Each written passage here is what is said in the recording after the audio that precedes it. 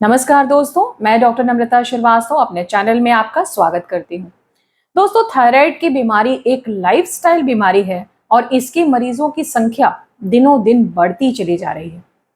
जब किसी को थायराइड की बीमारी होती है तो उनकी रिपोर्ट्स खराब आने लगती हैं और उन्हें जीवन भर एक गोली खाने की सलाह दी जाती है।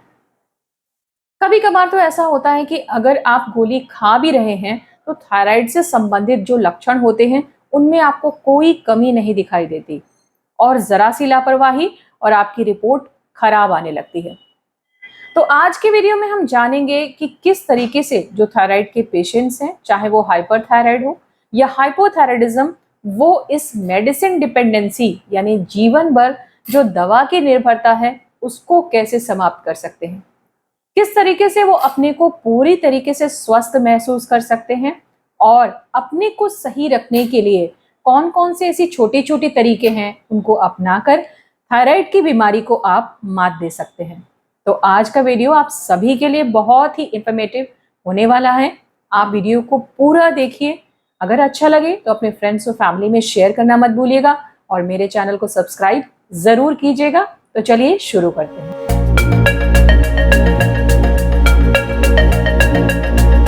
दोस्तों, थायराइड ग्लैंड एक बटरफ्लाई शेप्ड ग्रंथि होती है जो कि हमारे गले के निचले भाग में स्थित होती है।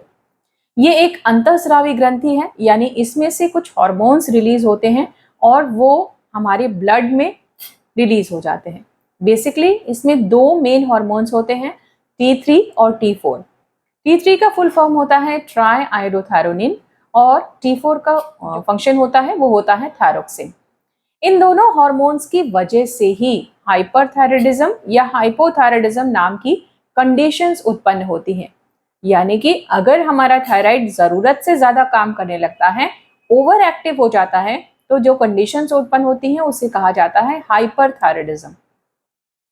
वहीं अगर जो ये थायराइड के हार्मोन्स हैं ये कम बनने लगते हैं तो इसे अंडर एक्टिव हाइपोथायराइडिज्म कहा जाता है। इन सारी कंडीशंस में जब उत्पन्न होती है, जब हार्मोन्स की गड़बड़ी होती है, तो बहुत सारे लक्षण देखने को मिलते हैं। सबसे पहले मैं आपको बताती हूँ कि अगर अंडर एक्टिव हाइपोथायराइडिज्म है तो आपको क्या लक्षण देखने को मिलेंगे। क्योंकि थायराइड ग्लैंड आपके मेटाबॉलिज्म को कंट्रोल करता है और आपके बॉडी के तमाम ऑर्गन्स जैसे कि muscles, brain, skin, lungs, heart सबके ऊपर अपना असर डालता है, इसलिए अलग अलग तरीके के लक्षण भी दिखाई देते हैं। मेटाबॉलिज्म को जब ये असर करता है हाइपोथायराइडिज्म में तो पाचन क्रिया स्लो हो जाती है, यानी मंद हो जाती है। वेट बहुत तेजी से गेन होता है, चेहरा पफी हो जाता है, यानी शरीर के अलग अलग हिस्सों में खास तौर से चेहरे पर सूजन दिखाई देती है। इसके अलावा ठंड सहन नहीं होती है, डिप्रेशन जैसे लक्षण भी दिखाई दे सकते हैं। मरीज को बहुत ही ज्यादा थकान महसूस होती है, चक्कर भी आते हैं और अगर महिलाओं की बात की जाए तो उनके पीरियड्स इरेगुलर हो जाते हैं। अब बात कर लेते हैं ओवर एक्टिव हाइपरथायराइडिज्म की। जब ओवर एक्टिव हाइपरथायराइडिज्म होगा तो आपका मेटाबॉलिज्म फास्ट हो जाएगा, यानी कि आपकी पाचन क्रिया बहुत तेज हो जाएगी जिसकी वजह से वेट लॉस होने लगेगा। आपको ठंडी या गर्मी दोनों ही सहन नहीं होती है। इसके अलावा ट्रेमर्स रह सकते हैं, यानी कि शरीर में कपकपाहट जैसी, कंपन जैसी भी महसूस हो सकती है। थकान बहुत ज्यादा लगती है, मसल्स में पेन होता है और बहुत ज्यादा वीकनेस महसूस होती है। इन दोनों ही कंडीशंस के जो सिम्टम्स होते हैं उनको जो है इस थायराइड की जो दवा हम लेते हैं उससे जो है कम किया जा सकता है। तो दोस्तों, अब हम जान लेते हैं कि किस आधार पर होम्योपैथी में इसका इलाज किया जाता है। दोस्तों, होम्योपैथी एक ऐसी चिकित्सा विधा है जहां मरीज के लक्षणों को वरीयता दी जाती है और उनके लक्षणों के आधार पर दवा दी जाती है। होम्योपैथी में जो कॉन्स्टिट्यूशनल मेडिसिन होती हैं, यानी कि जो व्यक्ति विशेष के लक्षणों को ध्यान में रखकर दी जाती हैं, उनसे जो थायराइड किसी भी प्रकार को हो, चाहे वो हाइपरथायराइडिज्म हो या हाइपोथायराइडिज्म हो, इन दोनों ही तरीके की परिस्थितियों को बहुत ही इफेक्टिवली निपटा जा सकता है। फर्ज कीजिए कि अगर दो लोग हैं और दोनों के लक्षण अलग अलग हैं। एक व्यक्ति की पाचन क्रिया काफी तेज है, इसकी वजह से वो दुबला पतला है, और एक व्यक्ति की पाचन क्रिया काफी स्लो है, जिसकी वजह से उसका वेट ज्यादा है। किसी एक व्यक्ति को ठंड ज्यादा महसूस होती है या दूसरे को गर्मी ज्यादा लगती है।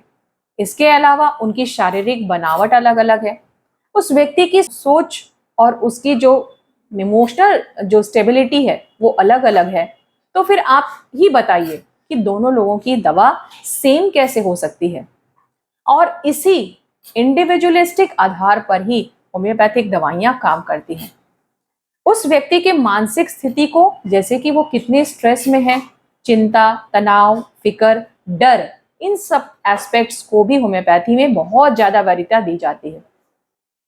जब इन सारे लक्षणों के आधार पर कॉन्स्टिट्यूशनल रेमेडीज जैसे कि थूजा, कैल्केरिया कार्प, पल्सेटिला, सीपिया, लाइकोपोडियम, इन सारी पॉलीक्रिस्ट मेडिसिन से उस व्यक्ति के अनुसार दवा अगर डायग्नोज की जाती है, तब हम इस थायराइड की बीमारी को पूरी तरीके से ठीक कर सकते हैं। यानी कि कोई ऐसी स्पेसिफिक दवा नहीं है होम्योपैथी में जो केवल आप ले लें और उससे आपका थायराइड ठीक हो जाएगा, बल्कि उस व्यक्ति विशेष के लक्षणों के आधार पर जो दवा निकाली जाएगी वही थायराइड की बीमारी को जड़ से ठीक कर सकती है। दोस्तों, हाइपोथायराइडिज्म के जो पेशेंट्स होते हैं उन्हें कुछ बातों का ध्यान रखना चाहिए, जैसे कि उन्हें आसानी से पचने वाला खाना खाना चाहिए, जैसे कि लौकी हो गई, तुरई हो गई, या हरी सब्जियां जो हैं जो कम गरिष्ठ हैं उन्हें खाना चाहिए। हाइपोथायराइडिज्म के पेशेंट को चना, राजमा, छोले, पनीर, मसालेदार खाने से बचना चाहिए। इसके अलावा जो प्लेन आटे की रोटी होती है वो भी काफी गरिष्ठ मानी जाती है और इसीलिए हाइपोथायराइडिज्म के पेशेंट्स को ज्वार, बाजरा या नाचनी से बनी हुई रोटी खानी चाहिए। ये उनकी बीमारी के लिए रामबाण साबित हो सकती है। अगर आपकी पाचन क्रिया मंद है यानी स्लो है, तो आप एक अदरक के टुकड़े में सेंधा नमक को लगाकर खाना खाने से 1 घंटे पहले अगर चूसते हैं तो आपका मेटाबॉलिज्म धीरे धीरे बढ़ने लगेगा और आपका खाना पचने में भी बहुत आसानी होगी। इसी तरह के छोटे छोटे टिप्स मैं आपको हाइपरथायराइडिज्म के लिए भी बता देती हूँ। अगर आपको हाइपरथायराइडिज्म है तो आपको घी हो गया, शुद्ध घी है, देन मक्खन, दूध, इसका सेवन आप कर सकते हैं।